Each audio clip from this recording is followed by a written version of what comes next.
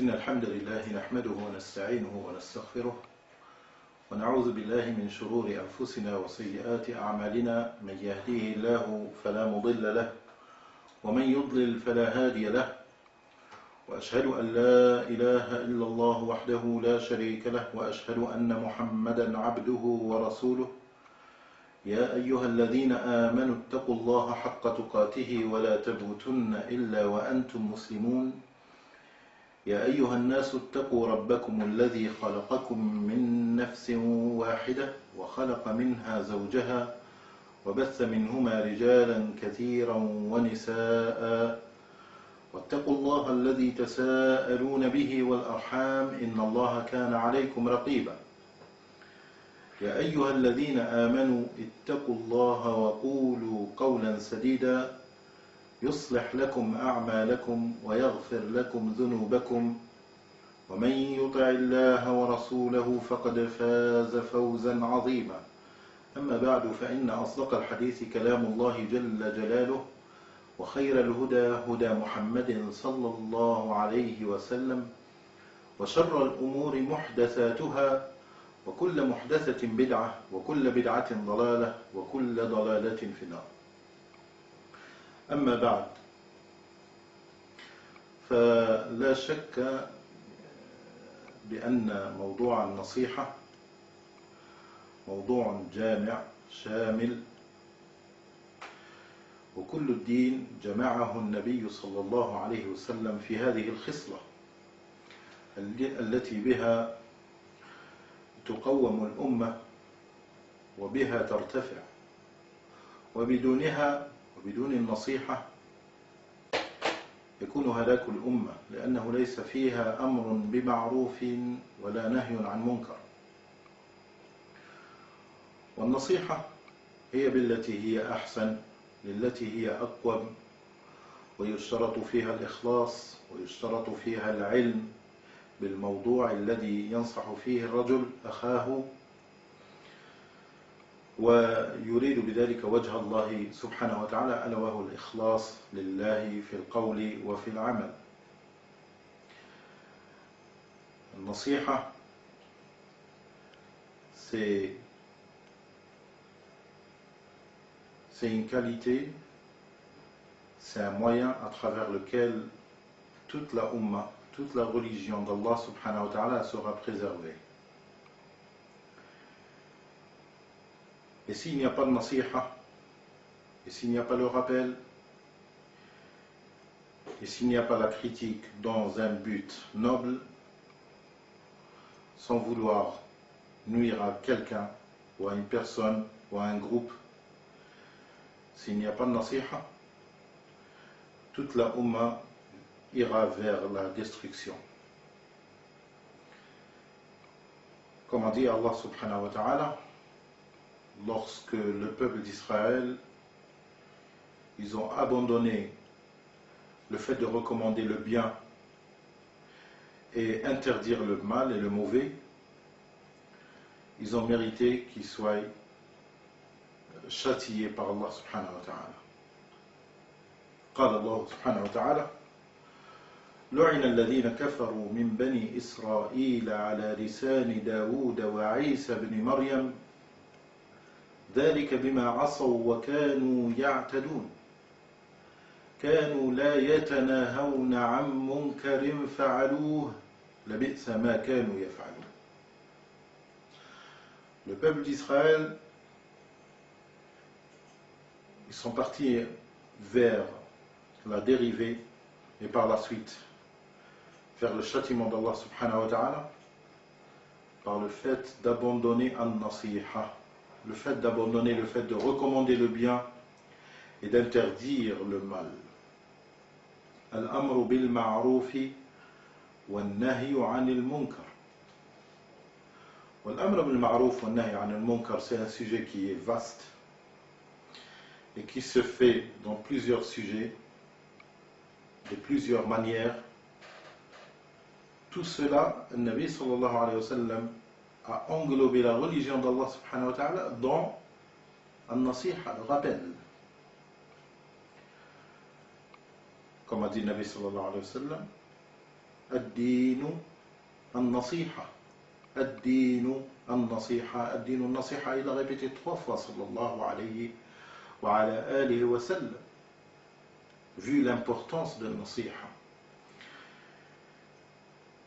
Et comme on lit dans les récits et dans les textes et dans ce que les savants nous rapportent, et avant tout cela dans ce que Allah subhanahu wa ta'ala il nous a cité dans le Coran, comment les peuples ils étaient des peuples joyeux, des peuples qui vivaient en tranquillité, mais lorsqu'ils se sont égarés sur de l'ordre d'Allah subhanahu wa ta'ala et des recommandations d'Allah subhanahu wa ta'ala,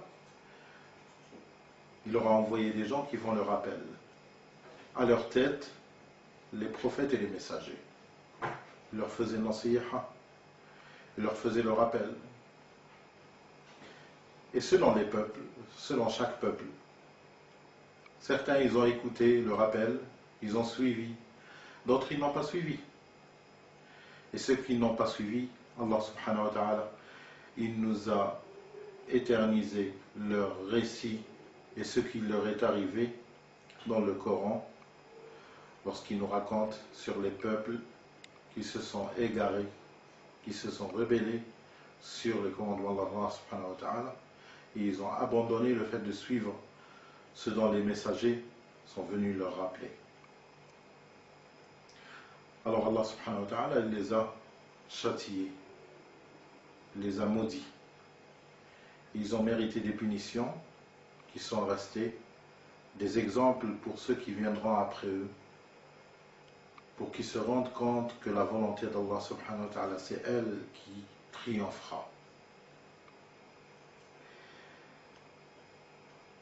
Et ce qui a distingué la Ummah de Muhammad sallallahu alayhi wa sallam sur les autres Ummahs, sur les autres nations, c'est que dans la Ummah de Muhammad sallallahu alayhi wa sallam, Allah subhanahu wa ta'ala il a entouré son prophète Muhammad sallallahu alayhi wa sallam par des compagnons qui ont suivi à la perfection leur prophète et qui ont pris la lanterne après lui à la perfection et qui l'ont transmis à ceux qui sont venus après eux. Ce sont les compagnons du prophète sallallahu alayhi wa sallam wa radiyallahu ta'ala anhum ajma'in. Et lorsqu'on dit à la perfection, on est loin d'imaginer les efforts qu'ils ont faits, tout en sachant comme quoi ils étaient démunis de moyens, démunis de connaissances en ce qui concerne les sciences, en ce qui concerne les sciences modernes qui existaient à leur époque. Ils ne connaissaient pas grande chose, comme ceux qui étaient à Rome ou bien en Perse. Il y avait des connaissances dans les architectures, dans la médecine, et les Sahaba radiyallahu anhum, ils étaient loin de tout ça. Ils n'avaient pas ces connaissances-là. Mais ce n'est pas de ces connaissances-là qu'il y avait à Rome ou bien en Perse ou bien à autre part. Ce n'est pas de ces connaissances-là que les civilisations se font.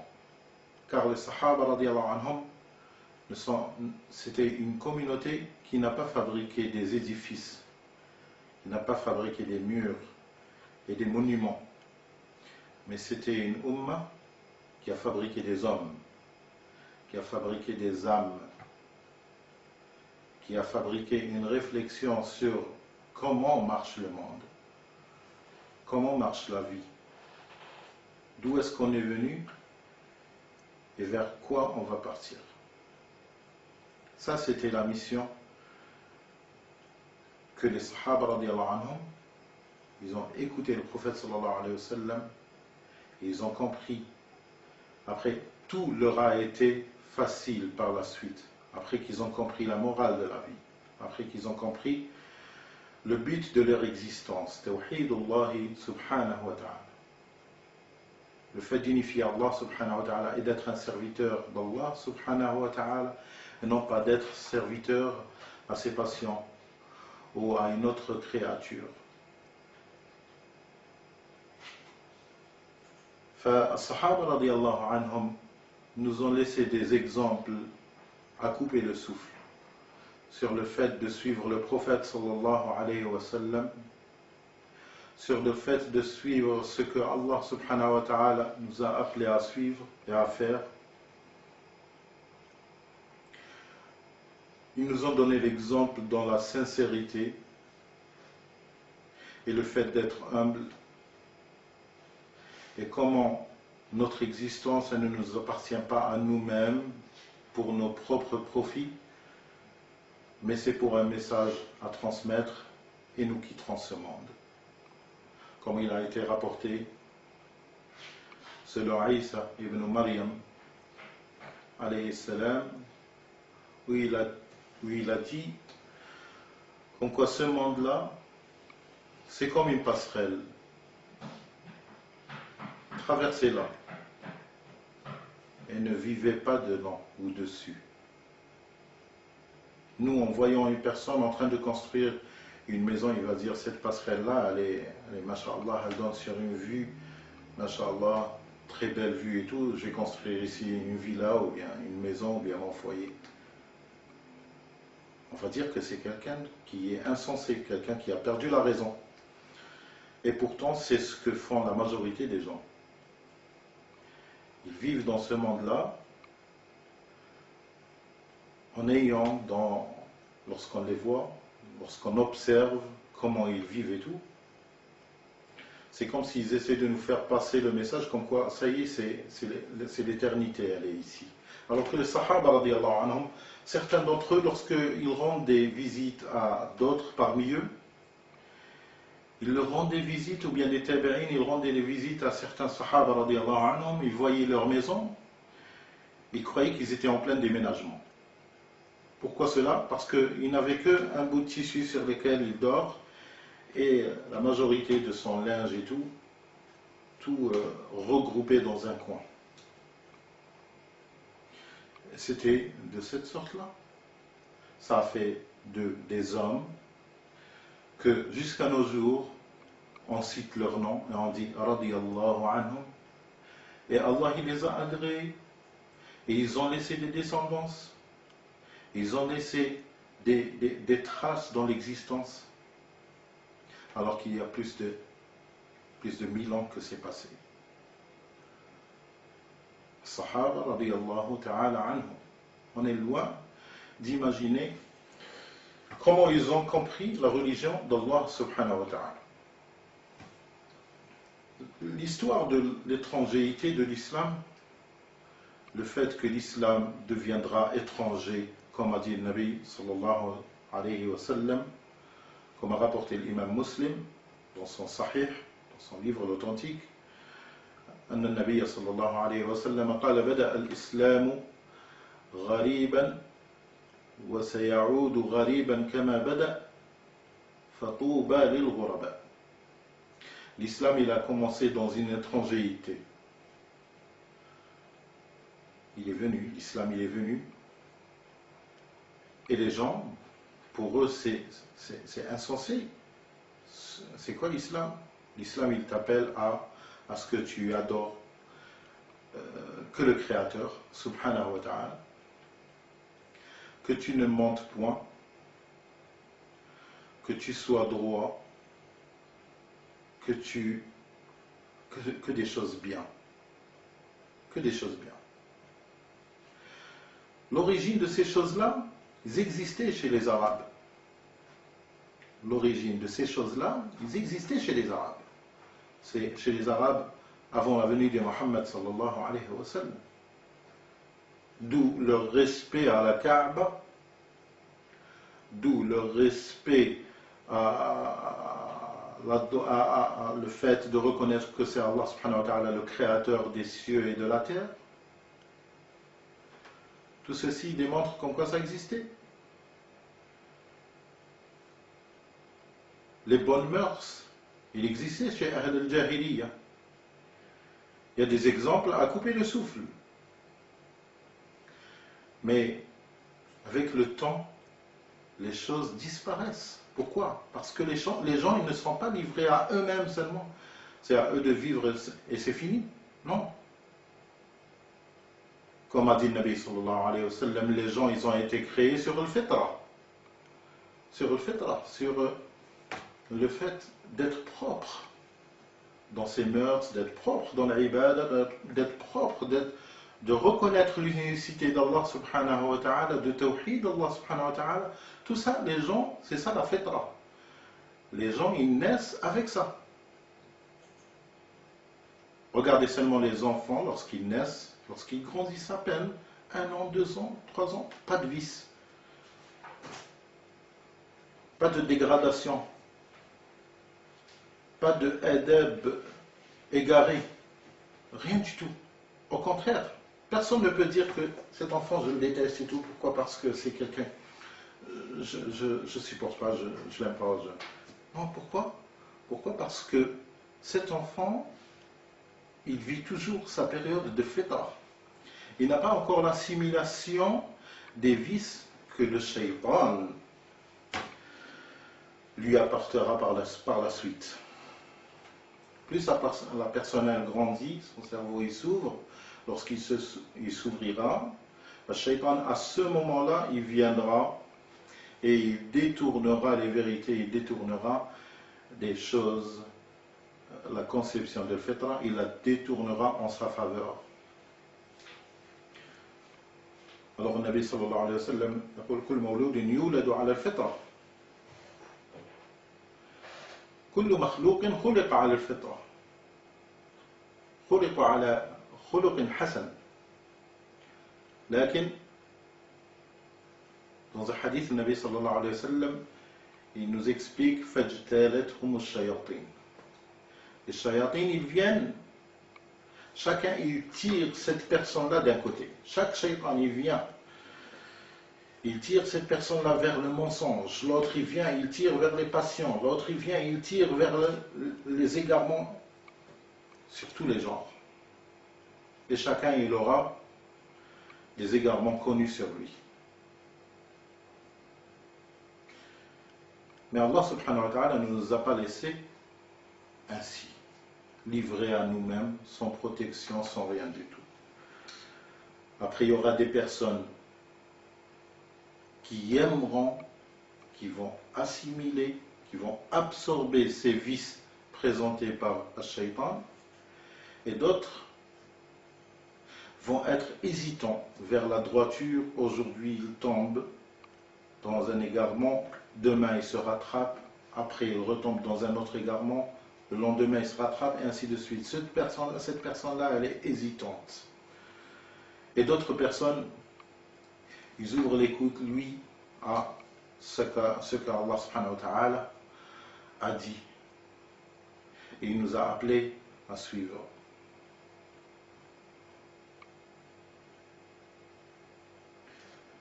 Plus la personne elle se remet à Allah subhanahu wa ta'ala, Allah subhanahu wa ta'ala viendra vers elle. Mais comme on le sait très bien, si on vit dans un milieu où les éléments, les ingrédients d'un égarement sont multiples, la chose deviendra de plus en plus difficile. On ne pourra jamais dire que c'est impossible. Elle deviendra de plus en plus difficile. Et plus elle deviendra difficile, plus la personne, elle fait des efforts, Allah subhanahu wa ta'ala viendra vers elle. Et il la secourira. Et il la protégera. Et il lui placera des éléments, comme il y avait des éléments d'égarement, il lui placera des causes et des éléments de droiture. Tout ça, min fadlillahi subhanahu wa ta'ala. Car il y a l'unanimité entre les savants, comme quoi Allah subhanahu wa ta'ala, lorsqu'il nous appelle vers une chose, il ne nous appellera jamais vers quelque chose d'impossible. La yukallifu Allahu nafsan illa wus'aha.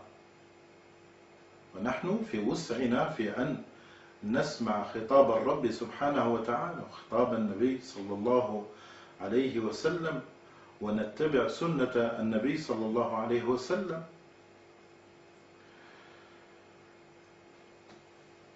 est la chose, l'égarement, plus il continue, il y aura des adeptes à cet égarement. Pourquoi? Le côté de l'égarement, ces gens, ils se multiplient. Pourquoi? Parce que les gens de l'haq ne font pas leur devoir.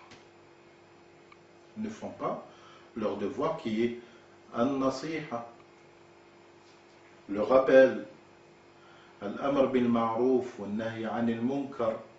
Ils doivent le faire avec ilm, avec science, avec connaissance, en essayant de comprendre comment un Nabi sallallahu alayhi wa sallam il a réussi à faire une da'wah alors que les gens c'était des gens de jahiliya. Aujourd'hui on est parmi des gens muslimines, walillahi alhamd. Certes il y a des égarements et tout, mais on peut faire des choses. Parce que notre vécu de nos jours, il est que on ne se retrouve pas avec des gens tels que Abu Jahl, ou bien des gens tels que Pharaon.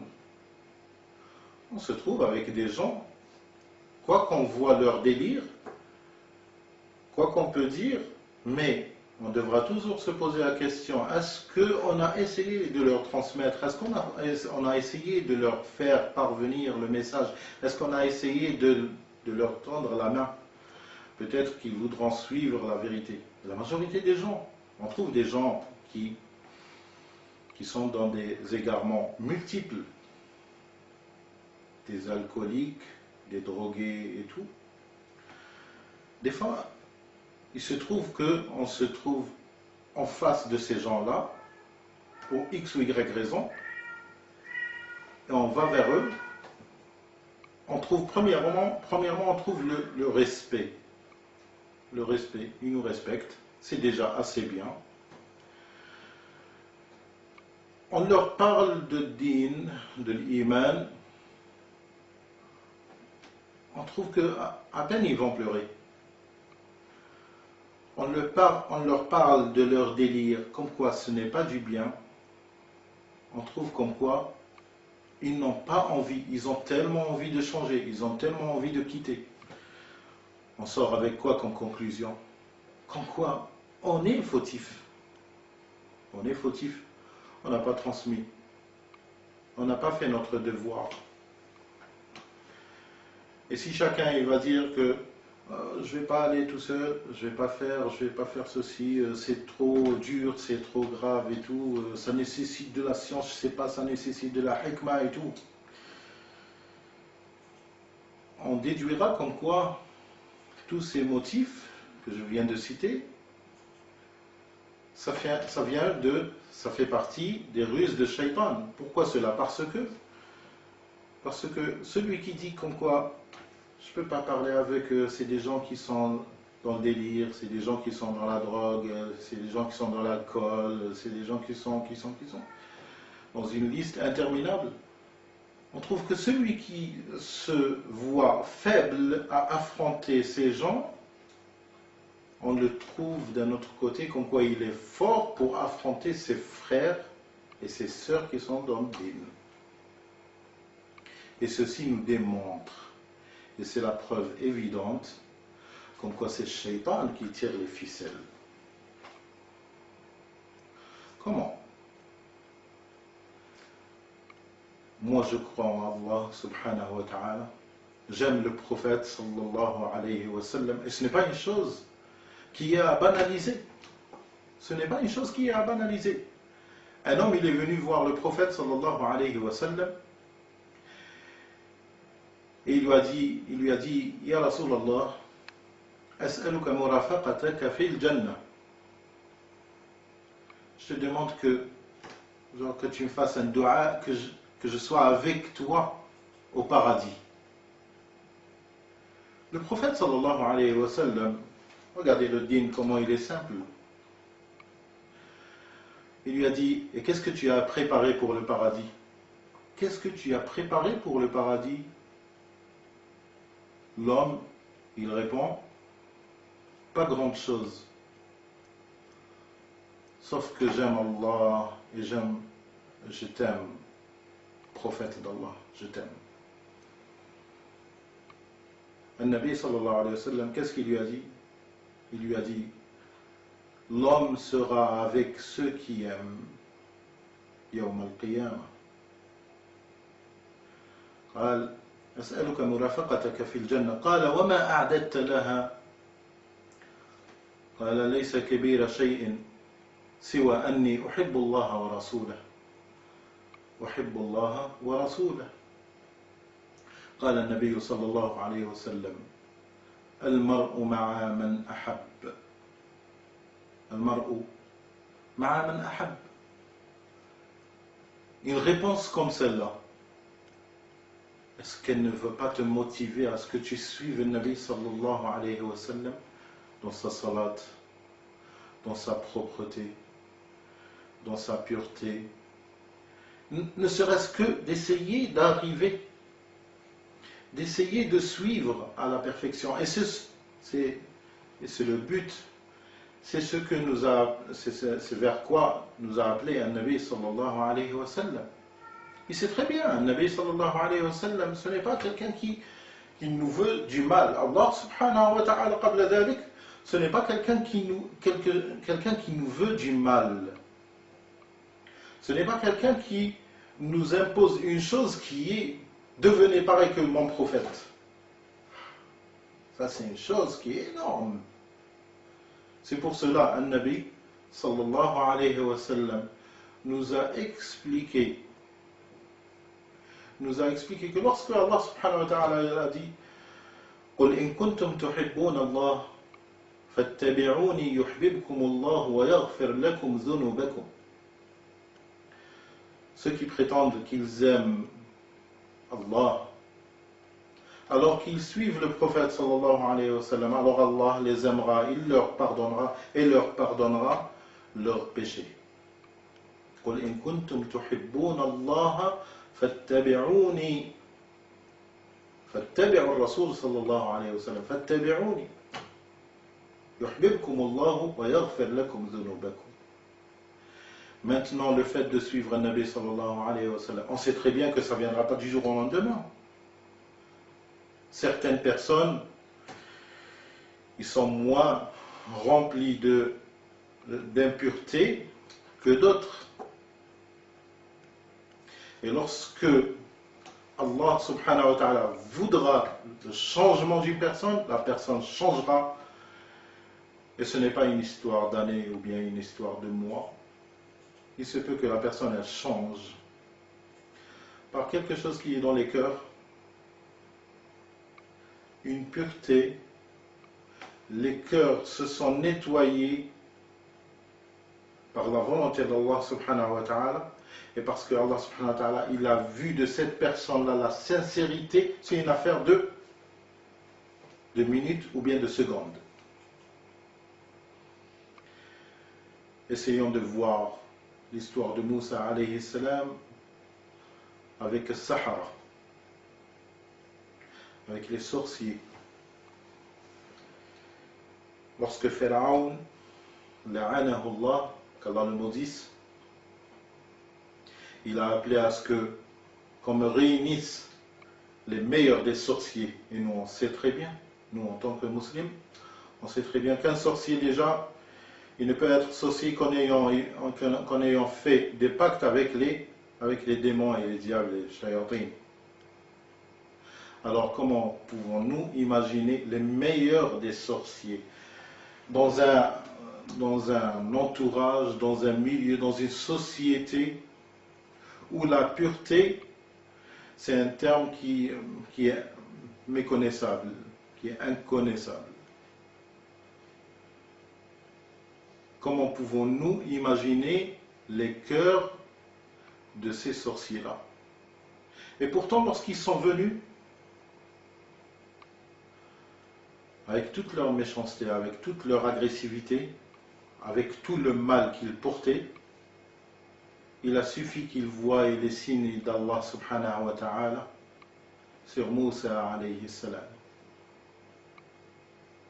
et comment Allah subhanahu wa ta'ala il a fait munir Moussa alayhi salam de signes, de ayat, de mu'jizat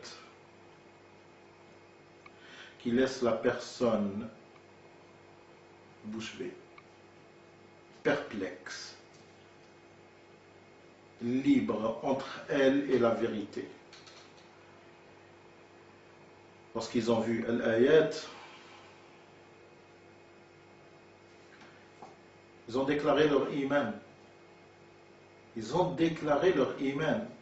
Alors Pharaon, lorsqu'il a vu le retournement de la situation, il devait se rattraper. Alors là, les menaces, ils ont commencé par Pharaon.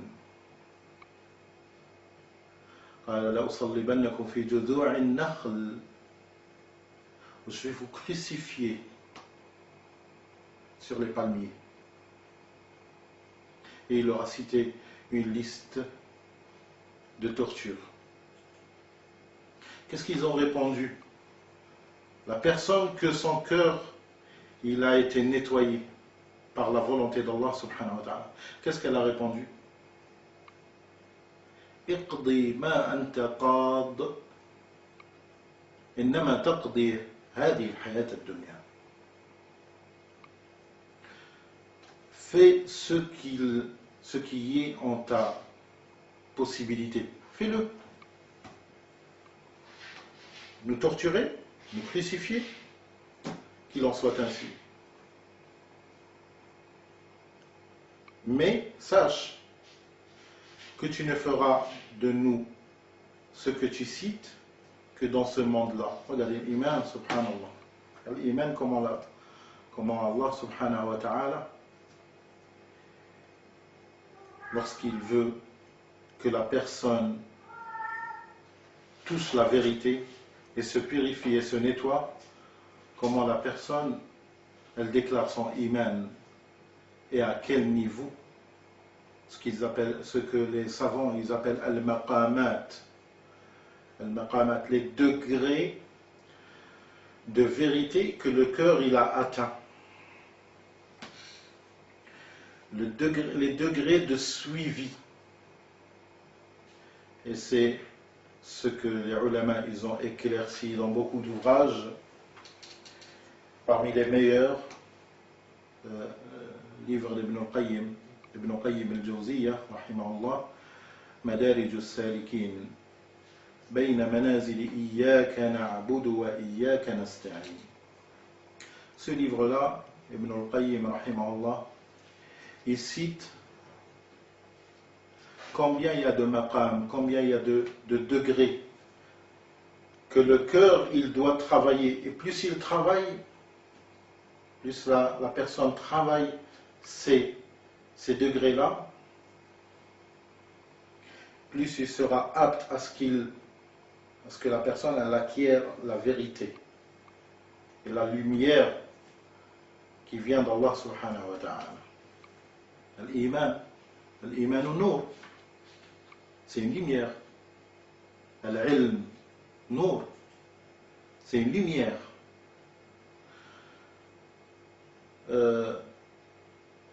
الشافعي الإمام الشافعي محمد ابن إدريس المطلبي رحمه الله تعالى رحمة واسعة. Une fois ça lui est arrivé à ce qu'il sente lorsqu'il apprenait la science, il faisait talab al-ilm, il apprenait le hadith al-Nabi sallallahu alayhi wa sallam, et il apprenait al-fiqh, et il tournait autour des shuyukh et des ulama et des ubbad, des zuhad. Il tournait autour d'eux et il essayait d'apprendre la science. Il voyait quelque chose de dur qui empêchait que la science ne rentre. Il est parti voir un de ses shuyukh, un de ses professeurs, qui était l'imam Waki' ibn al-Jarrah. Waki' ibn al-Jarrah, rahimahullah, imam min a'immat al-muslimin. Al-Shafi'i, il est parti le voir, il est parti concerté, lui demander conseil, il est parti le voir comme un médecin, comme un malade qui va voir le médecin. Et il a raconté cette entrevue ou bien cette visite, il a raconté l'imam al-Shafi'i en quelques vers seulement. قال الشافعي رحمه الله شكوت إلى وكيع سوء حفظي فأرشدني إلى ترك المعاصي وقال لي إن هذا العلم نور ونور الله لا يؤتاه عاصي. شكوت إلى وكيع سوء حفظي فأرشدني إلى ترك المعاصي وقال لي إن هذا العلم نور ونور الله لا يؤتاه عاصي. Je me suis plaint à Waki', comme quoi le fait de mémoriser et tout, ça devient de plus en plus difficile. Je ne sais pas, ça passe pas. Il y a des moments ça passe, il y a des moments ça passe pas, mais je suis dans une phase où c'est difficile, ça passe pas. J'arrive pas à mémoriser comme il le faut. Je me suis plaint à Waki' sur la mémorisation difficile. Alors il m'a donné comme solution, il m'a dit, abandonne les péchés. Abandonne les péchés. فأرشدني إلى ترك المعاصي وقال لي إن هذا العلم نور. Et il m'a dit que cette science-là, c'est une lumière. وقال لي إن هذا العلم نور ونور الله لا يؤتاه عاصي. Le pécheur n'aura point droit à la lumière d'Allah tant qu'il est pécheur. أتبع السيئة الحسنة تمحها. Le remède, c'est une chose facile. Noir sur blanc, c'est facile. Et elle est en vérité facile. Car, comme on a dit, la religion d'Allah, elle a été envoyée pour l'humanité entière. Les hommes, les femmes, les instruits, les illettrés, les enfants, les vieillards, toutes sortes de personnes, ils sont concernés par l'islam. L'islam appelle à revenir à la source de l'être,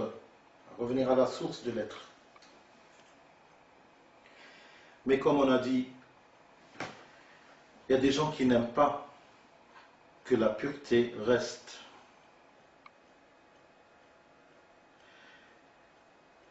Et ils ont embelli ça, en vérité ils l'ont noirci, ils l'ont embelli avec une aqidah égarée, qui n'a jamais existé dans l'islam. Comme quoi cette umma, comme ils disent, cette umma c'est une umma, elle ne reviendra jamais à shirk, à l'associationnisme. Kadhabu wallah, ils ont menti en cela. Car le Nabi sallallahu alayhi wa sallam, il n'a fait que appeler au tawhid. Et il a appelé qui? Il a appelé les mushrikines. Et par la suite, il a appelé qui? Il a appelé les sahaba radiyallahu anhum. Et il a persisté. Et il a fait ad-da'wa au tawhid aux sahaba radiyallahu ta'ala anhum. Pourquoi? Parce que comme on a dit auparavant, on a dit que shayatin, ils ne laisseront jamais la personne suivre le droit chemin. Alors il la retire, soit il la retire du groupe des musulmans, et lorsqu'elle se retrouvera seule, à ce moment-là, ils sauteront sur elle, comme une proie, ou bien, ils affaiblissent celui-là, ils réunissent, ils forment un noyau de destruction. Et cela, ils se multiplient, après ça deviendra quoi? Ça deviendra l'égarement qui est la source. Et c'est l'égarement qui jugera les choses. Et c'est l'égarement qui sera la balance des choses. Est-ce que ça c'est bien, est-ce que ça c'est mauvais? Et si c'est l'égarement qui juge les choses, ça deviendra comment? À nous d'imaginer le chaos. C'est ce qui existe dans la Oumma de l'islam de nos jours. De nos jours, ce n'est pas de nos jours seulement. Après la mort de Nabi, sallallahu alayhi wa sallam, après la mort du prophète, sallallahu alayhi wa sallam, les Sahaba radiyallahu ta'ala anhum, ils ont commencé à goûter l'amertume. Ils ont commencé à goûter l'amertume. As-Sahaba radiyallahu anhum, ils n'ont pas tous disparu jusqu'à ce qu'ils ont goûté tous les égarements. Ils ont goûté l'égarement de la Ummah sans que la Ummah se rende compte. Pourquoi? On revient aussi à Shayatin. Les Shayatin travaillent. Shayatin al-Jinn ou Shayatin al-Ins. Yuhi ba'duhum ila ba'din zukhruf al-qawli ghurura. Comme a dit Allah subhanahu wa ta'ala. Shayatin al-Jinn ou Shayatin al-Ins, les démons, qu'ils soient humains ou bien qu'ils soient du monde des djinns, ils s'assemblent entre eux. Celui-là, il injecte des idées, il fait de l'influence, et l'autre, il donne à l'autre de l'influence et de la ruse. Comment faire égarer cette personne-là? Et nous, pendant ce temps-là, on fait quoi?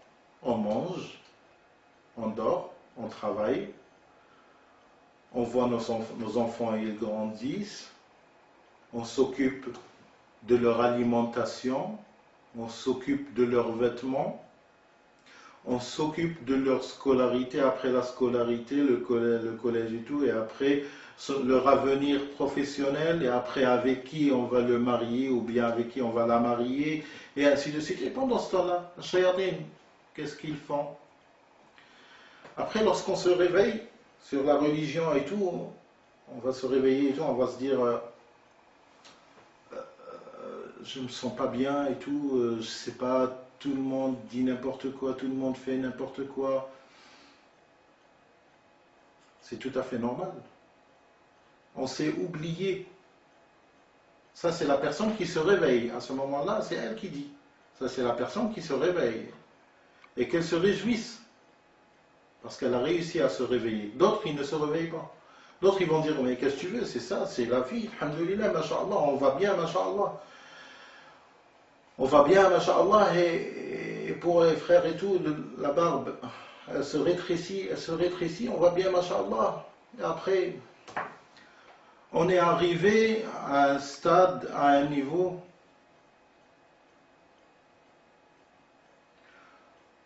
où ceux qui étaient dans le din, leur barbe s'est tellement rétrécie que de nos jours, on voit les kuffars que leur barbe, ils la lâchent de plus en plus.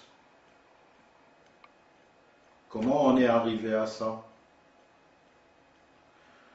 La barbe des kuffars, c'est un sujet mondain et tout. Shaitan, il n'a pas quelque chose à faire avec. Laisse-le, il est dans son égarement et tout.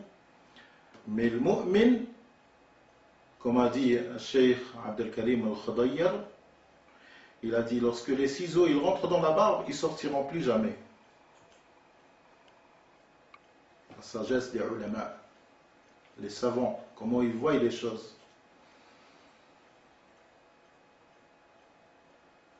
Et les modes de hijab de toutes sortes. Avant, lorsqu'on parlait d'égarement de hijab ou bien de djilbab et tout, on parlait de couleurs. De nos jours, ça ne parle plus de couleurs. Ça parle d'un djilbab cintré ou bien non. Les couleurs, ça c'est parti dans le fluo et tout, et autre chose. Voilà, et nous, dans tout ça, on fait quoi? Tu as rentré ton fils dans quelle école? Et toi, tu as fait... il est dans quel club? Dans quel sport? Il fait du yoga, il fait... Mais où est-ce qu'on est? الصحابة رضي الله عنهم أنس ابن مالك Anas ibn Malik, ce n'est pas n'importe quel sahabi. N'importe quel sahabi, le plus petit des sahaba, comme il a dit l'imam Ahmad ibn Hanbal, rahimahullah, ils lui ont parlé d'un tabi'i, d'un des meilleurs tabi'in et tout, avec un sahabi qui n'était pas trop connu. Ils lui ont dit c'est qui est meilleur, lui ou lui?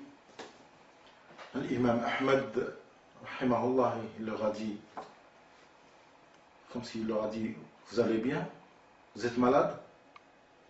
Il leur a dit, l'imam Ahmad, rahimahullah, la poussière qui est rentrée dans le nez d'un sahabi pendant une conquête, pendant une ghazwa, min al-ghazawat, elle est meilleure que la communauté qui vient après eux. Quoi penser du sahabi qui a aspiré cette poussière? Ceux qui connaissent la valeur des sahaba radiallahu anhu, Hada Ahmad ibn Hanbal, imam Ahl Sunnah wal Jama'a. Anas ibn Malik radiallahu anhu, lorsqu'il était tout petit, sa mère elle a pris de sa main et elle l'a amené au prophète sallallahu alayhi wa sallam. Et elle a dit au prophète sallallahu alayhi wa sallam, j'aimerais qu'il soit ton serviteur. Je te le donne en tant que serviteur. Il viendra seulement pour dormir la nuit. Les gens, comment ils valorisaient le prophète sallallahu alayhi wa sallam.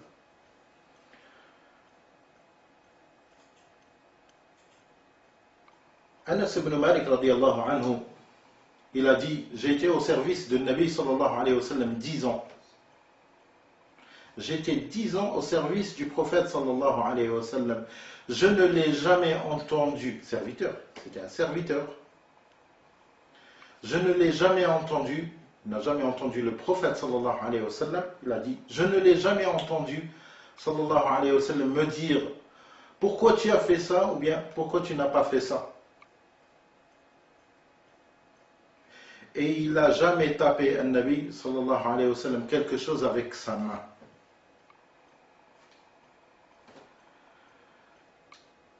Et je n'ai jamais touché une douceur pareille que la peau du prophète sallallahu alayhi wa sallam lorsque je touchais sa main. Il a grandi sous la tutelle du prophète sallallahu alayhi wa sallam.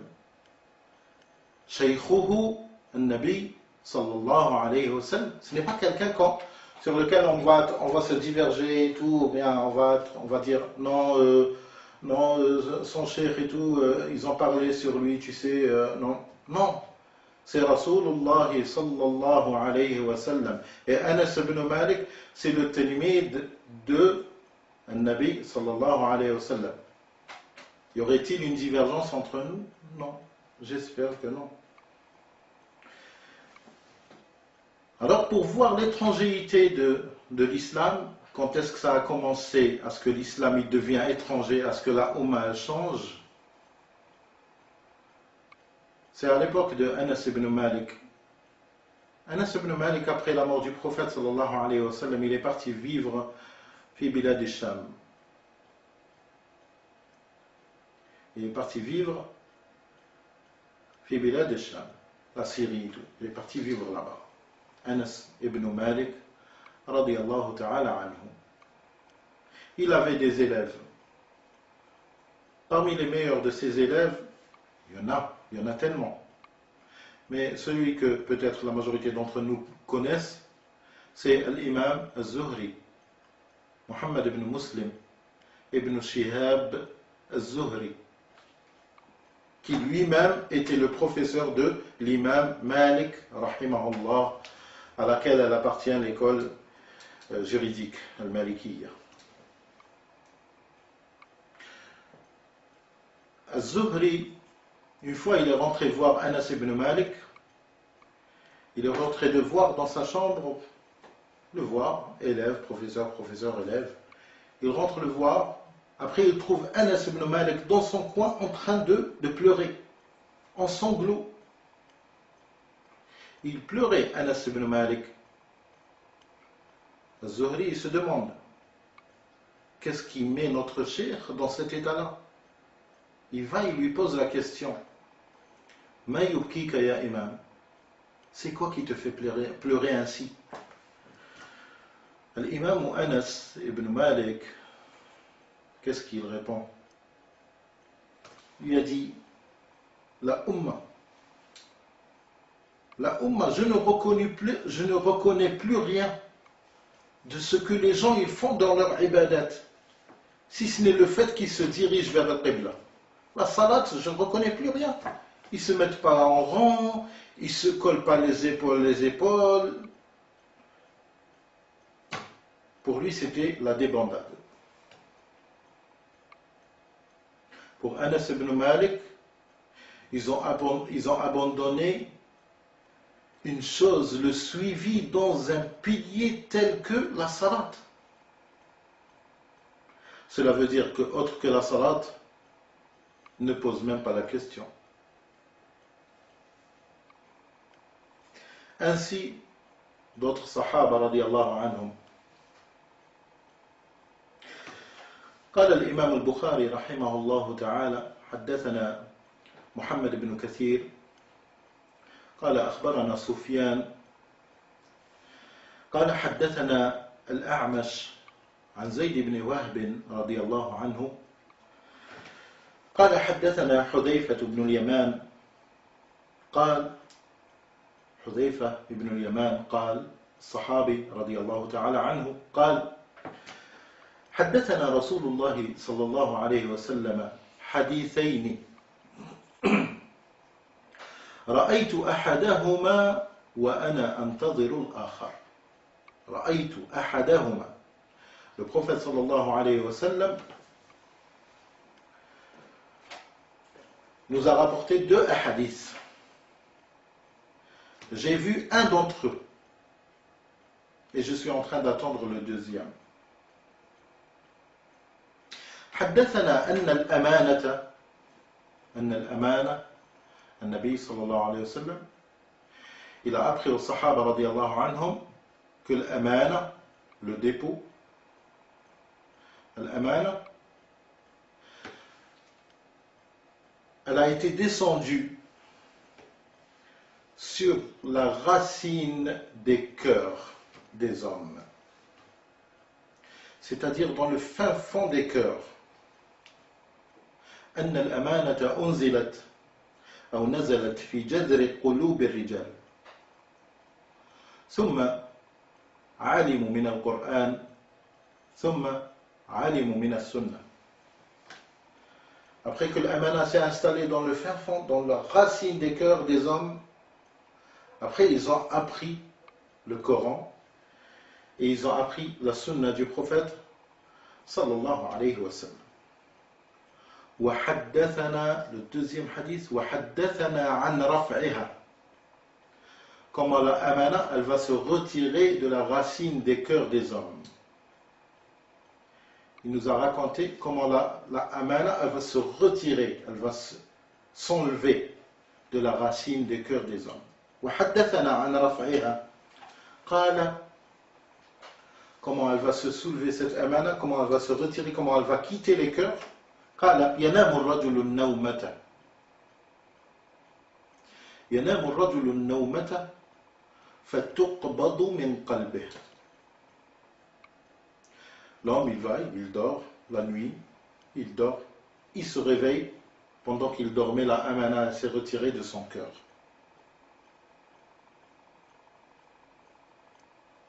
Allah subhanahu wa ta'ala seul sait qui mérite un tel châtiment. Le bien d'Allah, il lui a été retiré. Pourquoi? Parce qu'il a suivi khutwat al-shaytan, parce qu'il a suivi les passions, parce qu'il a suivi les péchés, parce qu'il a suivi. Alors l'amana, elle se retirait de son cœur. Jaza'an wifaqa. كما تدين تدان. Comme tu as fait, il te sera fait. ينام الرجل النومة فتقبض الأمانة من قلبه فيظل أثرها مثل أثر الوقت. فيظل أثرها. Lorsque l'amana sera enlevée des cœurs, il restera une trace. فيظل أثرها مثل أثر الوقت. أثر الوقت, c'est comme les savants ils disent, le waqt c'est lorsque la personne elle reçoit un coup brutal ou une blessure, il restera une cicatrice. La cicatrice elle a une couleur autre que la couleur de la peau. C'est ça le waqt. Comme quoi une chose elle a existé ici et elle a disparu. Comme la blessure elle existe aujourd'hui, il restera la cicatrice. فيظل أثرها مثل أثر الوقت ثم ينام النومة. Il se rendort encore une fois. ثم ينام النومة فتقبض. Il restait une trace avant. Là, l'amana, elle va se retirer encore plus. Jusqu'à quoi? ثم ينام النومة فتقبض فيبقى أثرها مثل المجل. فيبقى أثرها مثل المجل. C'est quoi مثل المجل? Et là, la amana, elle va se retirer encore plus jusqu'à ce qu'il restera une trace. Comme il dit, Nabi sallallahu alayhi wa sallam, il a dit كَجَمْرٍ دَحْرَجْتَهُ عَلَى رِجْلِكَ فَنَفَطْ. Comme une braise que tu jettes sur ta jambe. La braise, tu la jettes sur ta jambe. Après, elle laissera une trace. عَلَى رِجْلِكَ فَنَفَطْ كَحَجَرٍ أو كَجَمْرٍ دَحْرَجْتَهُ. Tu le fais dégringoler sur ta jambe. دحرجته على رجلك فنفط. Il a laissé la trace. La braise, lorsqu'elle touche la peau, elle fait quoi? Elle fait une brûlure à un certain degré, deuxième degré. Mais comment ça se passe? Comme il a dit Nabi sallallahu alayhi wa sallam, فتراه منتبرا. La trace, il a dit كجمر دحرجته على رجلك فنفط. فنفط فتراه منتبرا. ما معنى منتبرا? Ça deviendra comme on a dit une brûlure qui vient, la peau tout de suite elle s'enfle. Et ça fait quoi? Ça fait ce qu'on appelle les cloques. Les savants ils disent que c'est un enflement qui est à l'intérieur vide. Un enflement qui est à l'intérieur et est vide. Et certains d'entre les savants et tout, ils ont dit qu'un enflement à l'intérieur, il n'y a que de l'eau qui n'apporte aucun profit. De l'eau sale, de l'eau impure. C'est la dernière trace de l'amana qui restera dans les cœurs des hommes. Et ce qui est cité dans le hadith et tout, les hommes et tout, les savants ils disent comme quoi il s'agit d'un terme qui englobe les hommes et les femmes. Mais étant donné que les hommes sont les premiers à prendre les dépôts et à se déplacer, à voir des gens et à voir les amanats et tout, les rendre et tout, ça c'est une activité. Auparavant, elle n'existait que chez les hommes. Les femmes, elles sont dans leur foyer, elles ont moins de responsabilités. Même si de nos jours et tout, les femmes se sont ouvertes et tout, alors ils se sont vus rentrer dans des responsabilités, alors ils sont inclus dans le terme des hommes. قال فتراه منتبرا وليس فيه شيء فيصبح الناس يتبايعون فلا يكاد أحد يؤدي الأمانة. Et après que ça se passe, après le deuxième sommeil et tout, et la cloque et tout, la deuxième trace de l'amana, l'amana elle a disparu, le lendemain tu trouveras les gens, tous les hommes et tout, entre eux dans les marchés. Tu trouveras les hommes entre eux en train d'entreprendre des négociations, des achats, des ventes. فَلَا يَكَادُ أَحَدٌ يُؤَدِّي الْأَمَانَةَ. Tu ne trouveras presque jamais quelqu'un faire la chose convenablement. La trahison, التجارة, la trahison في البيع, la trahison dans les pactes, la trahison dans le comportement. L'amana, il n'y a plus. On parle de Ummat al-Islam, on parle de nous en tant que musulmans, comment on est devenu. فيصبح الناس يتبايعون فلا يكاد أحد يؤدي الأمانة فيقال regardez la détresse des gens, comment ils vont se rendre compte de la gravité de la chose. Le jour où ils auront besoin de quelqu'un de digne de confiance. Est-ce que vous connaissez quelqu'un qui est de confiance? Il sera appelé comme ça entre les gens et tout, ils vont s'appeler. فيقال إن في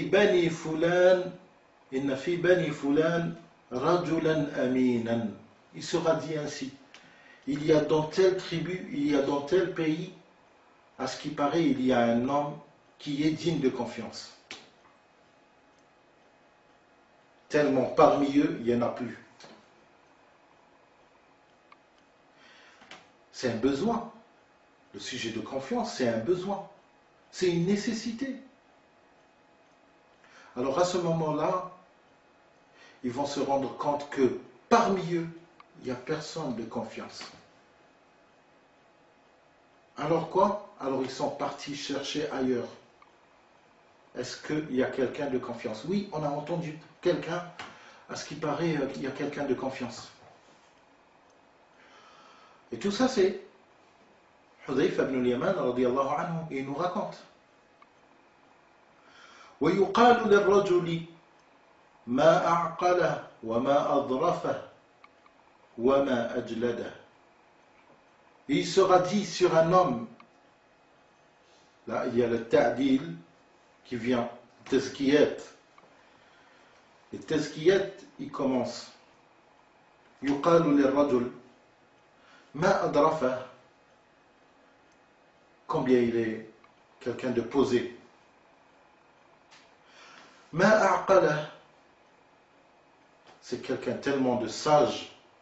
Ma ajlada, c'est quelqu'un tellement serviable, tellement il endure les choses et tout. ويقال للرجل ما أعقله وما أظرفه وما أجلده وما في قلبه مثقال حبة خردل من إيمان.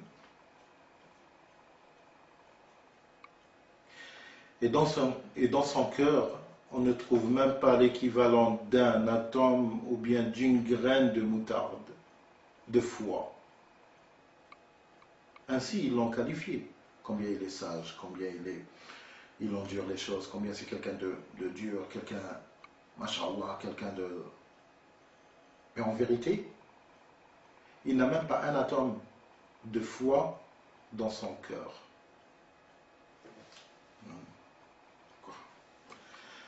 La foi, oui, même pas un atome de foi. C'est le hadith. On ne s'étonne pas. Parce que ça, c'est une chose que Hudhayfa ibn al-Yaman, il a vu par la suite, après la mort de Nabi sallallahu alayhi wa sallam. Et il ne parle pas de notre époque. Il ne parle pas de notre époque. Il parlait de son époque. Par la suite, il dit وَمَا فِي قَلْبِهِ مِثْقَالُ حَبَّةِ خَرْدَلٍ مِّنْ إِيمَانٍ وَلَقَدْ أَتَى عَلَيَّ زَمَانٌ. Hudhayfa ibn al-Yaman rajoute et il dit وَلَقَدْ أَتَى عَلَيَّ زَمَانٌ وَمَا أُبَالِي أَيُّكُمْ بَايَعْتُ. Et il fut un temps, comme il dit Hudhayfa radiyallahu anhu, Et il fut un temps où je ne m'en souciais pas. Si je voulais vendre quelque chose ou bien acheter quelque chose, j'achète et je vends.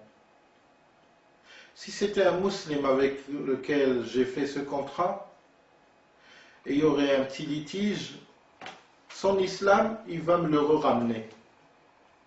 L'islam de cette personne-là, elle me le ramènera. Cette personne-là, dans laquelle il a trouvé comme quoi, oh, il m'a payé un peu plus. Astaghfirullah, comment je pourrais dormir avec une amana de cet homme-là? Il m'a donné plus, c'était 15 000, il m'a donné 20 000, ou bien il m'a donné 17 000. Peut-être il y a des billets qui sont passés comme ça, il n'a pas bien calculé et tout. Subhanallah, comment l'islam de cette personne-là, la amana qui se trouve dans le cœur de cette personne-là, ne la laissera pas dormir tranquille. Elle se souciera toute la nuit. وَلَئِنْ كَانَ مُسْلِمًا رَدَّهُ عَلَيَّ إِسْلَامًا. Je ne vais pas me soucier, on s'est trompé, je lui ai vendu quelque chose avec un défaut, je ne pourrais pas m'endormir ainsi. Je vais voir, je vais dire, excuse-moi, je t'ai donné telle somme, je t'ai vendu ça, j'avais complètement oublié. Allah est témoin que j'avais oublié de te dire qu'il y avait un fil qui sortait sur le côté, dans la couture, sur la bordure et tout. De nos jours, on va dire, non, c'est quoi? C'est un défaut de fabrication. Si tu ne le vends pas, alors on ne vend rien. Si tu ne vends pas ça, on ne vend rien. On trouve des marques et tout, ils vendent et tout, il y a des défauts, c'est tout à fait normal, ça c'est le marché. Tu aurais voulu acheter quelque chose de... Et on commence à donner des explications qui font partie de quoi? Qui font partie d'un fiqh, mais qui est un fiqh de notre sujet auparavant, un fiqh de shayatin, qui essayent de te détourner, à te corrompre pour que tu deviennes quelqu'un de nocif. Pour que tu deviennes quelqu'un qui sera la graine, la mauvaise graine dans la Ummah. Et toi, avec ton savoir parler, avec ton éloquence et tout, tu apprendras à des jeunes et tout, tu vas lui dire, vends-le, ou bien fais un peu de colle comme ça, ou bien trouve-lui une boîte qui attire, ça fait rien mal, on va payer l'emballage et tout. C'est quoi? Pourquoi? Nous, on va dire, c'est une question des centimes ou bien 1 euro et tout sur 150 euros, pas grande différence. Déjà, on va lui donner, s'il accepte, s'il n'accepte pas, il va nous le rendre, on lui rendra son argent. Il n'y a pas de problème, on est correct et tout. Quoi correct? De tels comportements ont laissé que on suive des fatawas de shayatin qui viennent et qui nous parlent. يوحي بعضهم إلى بعض زخرف القول غرورا وما في قلبه مثقال حبة خردل من إيمان ولقد أتى علي زمان وما أبالي أيكم بايعت لئن كان مسلما رداه الإسلام وإن كان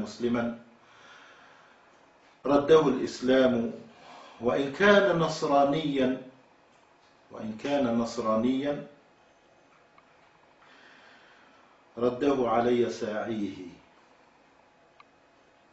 Et si celui avec qui j'ai fait le contrat, l'achat et tout, si c'est lui qui s'est trompé ou bien il m'a pris une part d'argent que ce n'est pas l'équivalent, ou bien ce n'est pas la marchandise que j'ai demandé, ou bien qu'il m'a décrit et tout, alors j'irai voir celui qui s'occupe de, comme on dit certains savants, lorsqu'ils ont expliqué et tout, tel que lui-même An-Nawawi, rahimahullah, lorsqu'il a expliqué ce passage-là dans Sahih Muslim, il a dit raddahu alayya sa'ihi, c'est-à-dire j'irai voir celui qui s'occupe de al-jizya, que les Nasara, ils payent les musulmans pour vivre au sein de la communauté musulmane, dans la société musulmane.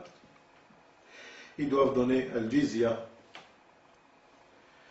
Et à ce moment-là, celui qui s'occupe de la jizya, il appellera cette personne-là et lui dira telle personne, tu lui as vendu quelque chose et tout, c'était pas correct, il y a tel et tel détail et tout.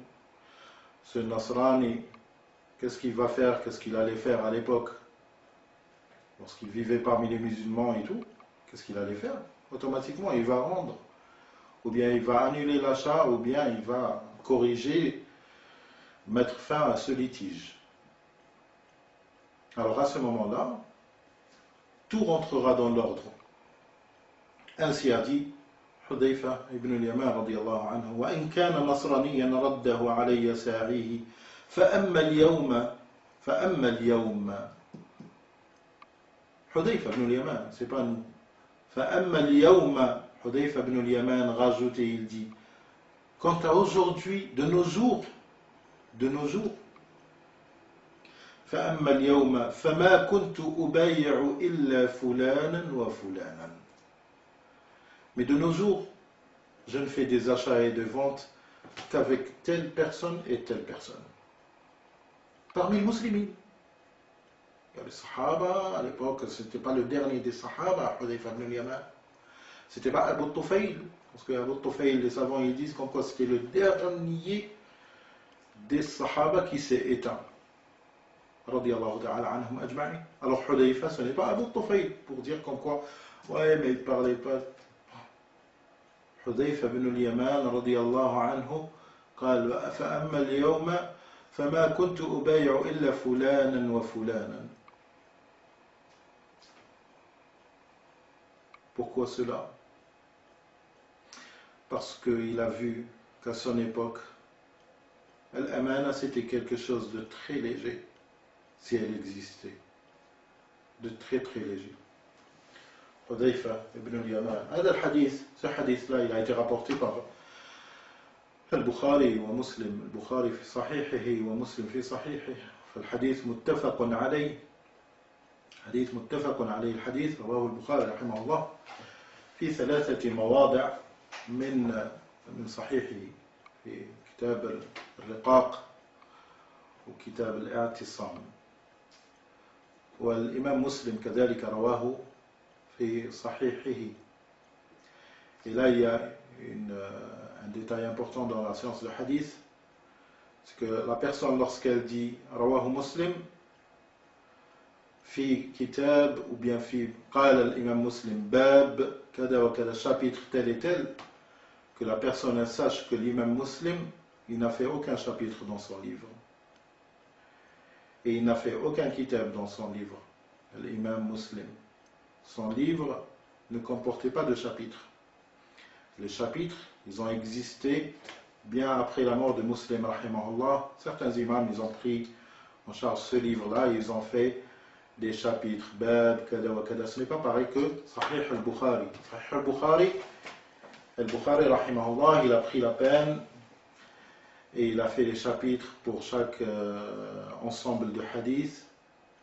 Et il a fait, pour chaque ensemble de chapitres, il a fait un livre, un kitab Bad' al-Wahi, kitab al-I'tisam, kitab al-Fitan, kitab al-Manaqib, kitab al-Mathalib, ou kitab, ainsi de suite.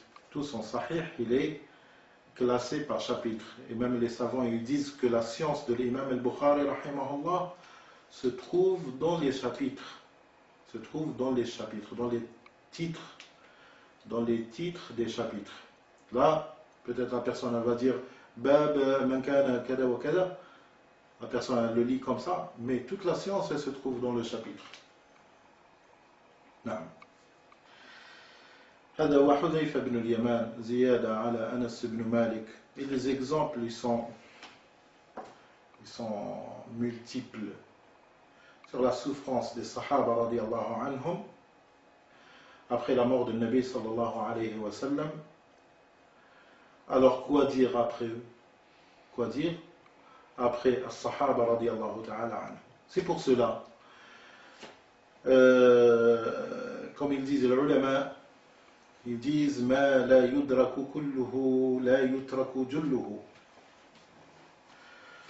Si on n'arrive pas à faire la chose tout entière, on ne la délaisse pas tout entière. Les ulama, à commencer par Sahaba radiyallahu anhum, nous ont assemblés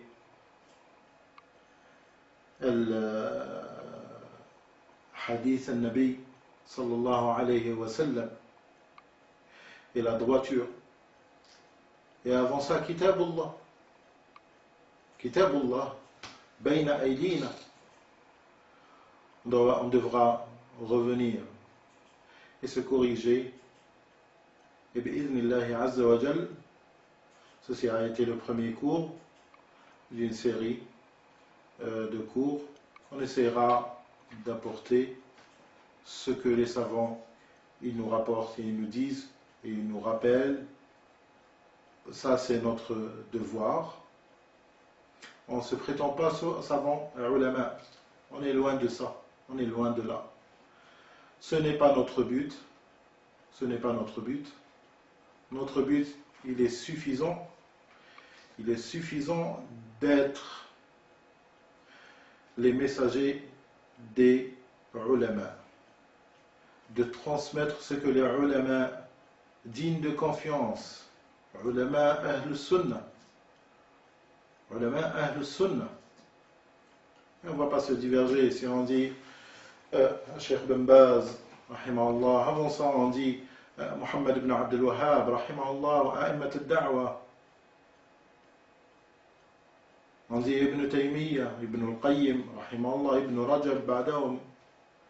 C'est ahl sunnah, wa lillahi alhamd. Wa ulama kutub. L'imam Ahmad, rahimahullah. Imam Ahmad, rahimahullah, Imam Shafi'i, Imam Malik, rahimahullah. التابعين الحسن البصري إبراهيم النخعي سعيد بن المسيب et ainsi de suite الصحابة leurs professeurs الصحابة رضي الله تعالى عنهم عبد الله بن المبارك رحمه الله من أئمة الإسلام ومن أئمتنا رحمه الله تعالى. Ses amis طلاب علم, on s'imagine bien que ces connaissances c'est des طلاب علم, ce n'est pas des buveurs ou bien des gens qui passent leur temps à se tourner les pouces ou bien... Non. Talib ilm, mais on ne s'imagine pas qu'il côtoie n'importe qui. Alors quoi penser de quelqu'un, un imam tel que Ibn al-Mubarak, rahimahullah, lorsque l'imam al-Dhahabi, il a fait sa biographie dans Siyar A'lam al-Nubala, qu'est-ce qu'il a dit à la fin de la biographie? Les gens qui reconnaissent la valeur des hommes. L'imam al-Dhahabi, qui est l'imam al-Dhahabi? Parmi les plus célèbres élèves d'Ibn Taymiyyah, rahimahullah. Imam al-Dhahabi, lorsqu'il a fait la biographie d'Ibn al-Mubarak, rahimahullah, il a dit Ushhidullah, je fais témoigner Allah sur mon amour à Ibn al-Mubarak. Ushhidullah anni uhibbuhu fillah. Pourquoi? Parce qu'il connaît qui est Ibn al-Mubarak. Qu'Allah nous facilite à ce qu'on fasse une petite lumière sur la biographie de cet imam. Les choses, il y a beaucoup d'autres choses et tout à dire, mais on va se contenter de ce peu, Inch'Allah Ta'ala. Et notre rendez-vous à notre cours, bi'idhnillah azza wa jal. Wa sallallahu wa sallim wa barik ala nabiyyina Muhammadin wa ala alihi wa sahbihi ajma'in. سبحانك اللهم وبحمدك أشهد أن لا إله إلا أنت أستغفرك وأتوب إليك.